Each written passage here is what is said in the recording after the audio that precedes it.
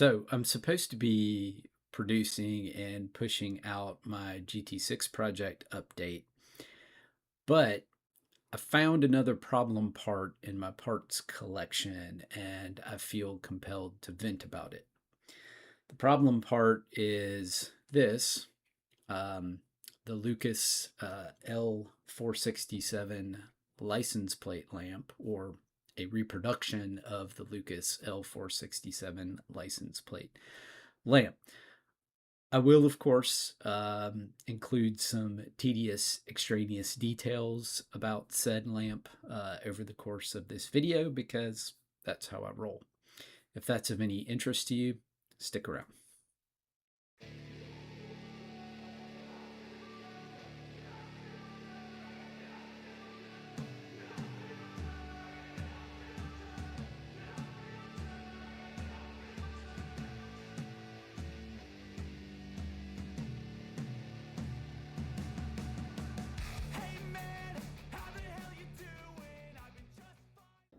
So this is a reproduction of the Lucas L467 number plate lamp or license plate lamp.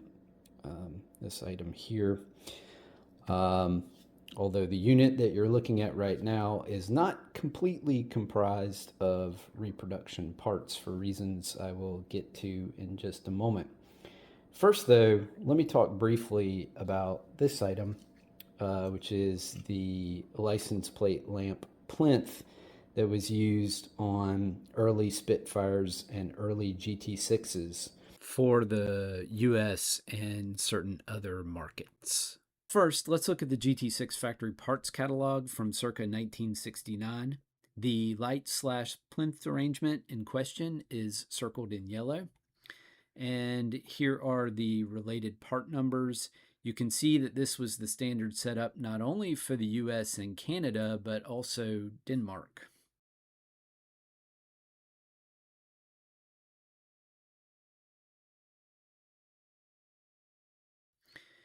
Here's an image from the 1969 GT6 Plus US sales brochure, and you can clearly see the body-colored plinth behind the chrome license plate lamp cover. Here's another image from the same brochure, this one even clearer. Going back to the factory parts catalog illustrations, the foremost illustration is of the standard arrangement for the UK and most other markets in which the lamp was bolted directly to the balance. And here's an image of that configuration from the 1969 GT6 Mark II UK sales brochure. I'll note that if you look at an original or new old stock balance for an early Spitfire or GT6, and the image I'm showing here is a new old stock balance for a GT6 Mark I, holes are punched out for both direct mount of the license plate lamp, and those are the holes at the top that are further apart, and for plinth mount, and those are the lower holes that are closer together. With either setup, the same half-inch hole you see is used for the wire to pass through a grommet to feed the lamp. Back to the catalog images one more time to note the odd 2-lamp setup exclusively for the German market, which is circled in green here. I do want to note that there is evidence, especially in the form of reports from original owners, that at some point during production of US or North American spec cars for the 1969 model year, Triumph stopped using the plinths and shifted to directly mounting the license plate lamp to Spitfire and GT6 valances. The general consensus seems to be that the early 1969 cars had plinths, while later ones did not. Of course, Triumph's use of the Lucas L467 lamp for Spitfires and GT6s ceased for the 1970 model year when it changed to a different arrangement for license plate lighting, as well as for reverse lighting, and that's shown here in an image from the US sales brochure for the 1970 GT6 Plus. And then, of course, for 1971, the square tail body was introduced. For quite some time, these plinths were used, and I had one on my car. Unfortunately, it had been bent up a bit in the car's accident or accidents. And I couldn't figure out, with the way that it is made, I could not figure out when I got the car in June of 2020 how to repair it. There was some distortion in this piece, and then there was a little bit of distortion in the shape around here.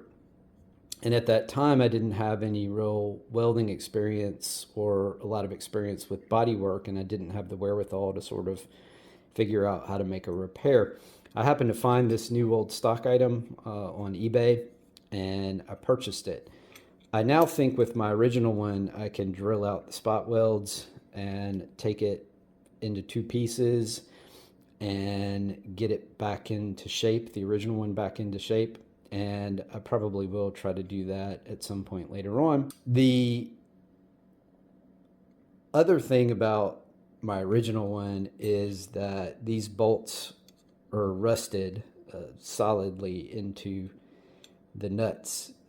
So I couldn't get them out at the time. I need to apply some heat and use some vice grips and whatever method I can to try to get them out. I had to cut off the heads to take this off the car. But I have this perfect new old stock one that I will use when I complete the car. Just needs a little cleanup and some new primer and some paint.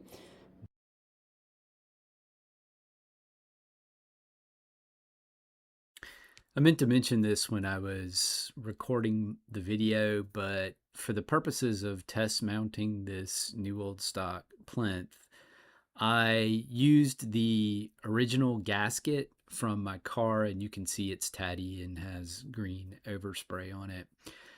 The reason I did this is because I do have a new gasket. It is the exact same gasket as is used on the overriders on the chrome bumper Triumphs, just a little bit longer piece, I think. Overall, the problem is it doesn't conform to the shape of the plinth very well, and rather than struggle trying to keep the new gasket on, which was pointless for just a test fit, I just pulled the old gasket off, and obviously it has molded to the basic shape, even if it's a slightly distorted version of the basic shape of the plinth. And so that was easiest to use for test fitting purposes.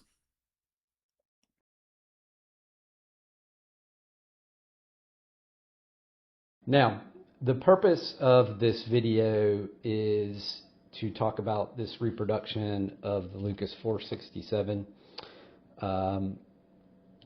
license plate lamp or number plate lamp. I purchased this June of 2020. One of the first things I did when I got my car, because of all the accident damage on it, is I went around and picked up a lot of the exterior bits, the lamps, things that were smashed up, the door mirror, things like that. So one of my first big orders for my GT6 in June of 2020 included this license plate lamp. The original one from my car was smashed up, it's out of shape, and also the glass piece was broken. So all in terrible shape. And so I ordered a reproduction from the Roadster factory. This is, or was, no, this is 2020, this is pretty fire, but Roadster factory listed this under part number LU56790, made in Taiwan. This was $27 in 2020. And as with a lot of these parts I got early on, I unboxed it, I glanced at it, I thought, hey, looks pretty nice. And then I put it in a box and threw it in my parts stash and didn't think about it much after that point. I was just happy to have it on hand. Now, More recently, I have been test fitting things for reasons that I will get into in more detail in the next video. But I took this reproduction lamp, and first of all, I noticed there was a bit of a problem when I tried to fit it onto this plinth. So in its original configuration, when I tried to fit it on the plinth, it didn't really fit squarely. And in fact, this piece of the chrome shell actually wanted to fit over the top of this as opposed to sit on it the way it does here. So that was kind of weird, and it led me to question how it was that this lamp was supposed to actually fit on the plinth. Then, when I went to disassemble this, I went to turn the screw, and it made a grinding sound, a sandy kind of grinding sound. And when I went to reassemble it, it wouldn't fit together. It immediately became clear to me that things did not line up, and that part of the reason why I had heard the sandy grinding sound when I first disassembled the lamp is because things did not line up properly. So this lamp has the chrome exterior, it has this, it's also a little O-ring in the reproduction. I assume there may have been one in the original, but just for, I guess, a little buffer between the glass and this. This, however, is not the reproduction one. I had to buy a new old stock one because the reproduction glass has the hole in the wrong spot. So this did not fit properly, and in order to confirm my suspicions, I went over to my friend Tim's place, and he's restoring a GT6 Mark I, and just asked if he had his handy, and it was there where I realized that his original glass from his car actually fit the reproduction bits, the other reproduction bits, and that this reproduction glass did not fit. I'm not sure how well you'll be able to see this, but this hole is actually up a bit higher on this. I'll also note that the basic shape of the glass is different. This glass is actually a little taller. Just didn't fit together. They didn't line up. They were forced together where they were assembled. And once I undid them, I spent probably 20 minutes trying to line everything up and could not get it lined up. It was extremely frustrating. And so once I had gone to Tim's and realized that his original glass fit these bits just fine, then I went online and found a new old stock glass, and voila, it works perfectly. Now, as it turns out, because in 2020 I only paid about $27 for this lamp, and the new old stock lens was, I think, $20 or $25, I've ended up with a pretty good lamp, spending just a little over $50. However, these reproductions, and I think there may be multiple reproductions of this available. I'm just not sure, but these lamps were used on a lot of different cars, Minis, ACs, Triumphs, what have you. So there may be multiple manufacturers of these lamps, but as with a lot of things, buyer beware, because this, along with the reproduction winger door mirror that I talked about in a previous video, both of those had manufacturing flaws. And it's yet another reason why it's dangerous to go around simply collecting parts before you're ready to use them. I discovered this problem 6 years after I bought the part originally. I had no idea. I thought I had a perfectly good part in my part stash, and it turns out that I had to do more to get it to work out. I will say that one of the things I really like about having picked up a new old stock glass is the reproduction glass is plain. doesn't say anything. And the new old stock glass has a 467 Lucas made in England on it. Not that anybody's going to see that. You'd have to lay on your back underneath the lamp to see it. But I really like that I am preserving such details. So I guess in some sense, all's well that ends well. By the way, I don't think that Lucas reproduces these in its classic line for whatever reason. Maybe it does, but most of what I see offered are reproductions that are not Lucas or not boxed as Lucas. And as I said previously, I think there may be multiple different manufacturers reproducing these because they were ubiquitous for a time, but I'm not completely sure about that. So again, just as a PSA, and this is a point that I've made on the channel a lot recently, but if you are collecting parts for a major project, when you get them in, make sure you check them out as thoroughly as possible. Take them apart, put them back together again if it's that kind of part. Test fit it to the car if you can, or measure it against an original part if you can. But check that part out as thoroughly as possible. Don't just assume that it is fit to purpose and put it in a box somewhere, because when you pull it out of that box at some point later, some cases, as with me, years later, you may discover that that part doesn't work or needs some modifications to work, or whatever the case may be.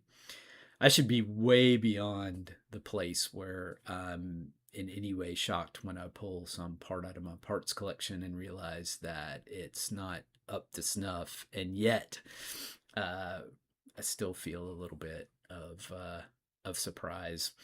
I have no idea why. It's a lesson that I should have learned many times over by now.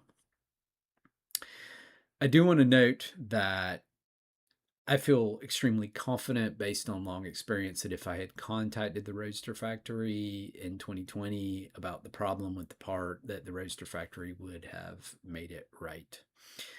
As is, 6 years later, and of course the fire at the Roadster factory and all of that, but also the fact that on its new website, the Roadster factory does not, if I'm not mistaken, even list that reproduction lamp. It's water under the bridge at this point. As it turns out, I was able to take the reproduction lamp, buy the new old stock glass for it, and I'm pretty happy with what I ended up with. And I didn't spend an outrageous amount of money for a decent reproduction lamp. So, again, I feel okay about that. However, again, you order a reproduction part, shouldn't have the kind of problems that the particular part I received had. I do want to emphasize in closing that this is kind of a venting video. I didn't research this one quite as thoroughly as I research many of my videos. I could be wrong about the lamps that are available on the market, among other things in here. I think I'm generally accurate, but I could be wrong about some of those things. So feel free to point out any inaccuracies or anything like that in the comments section. I am working on my GT6 project update video. I will be getting that together and posting it pretty soon, hopefully within the next week or so. In the meantime, please take care.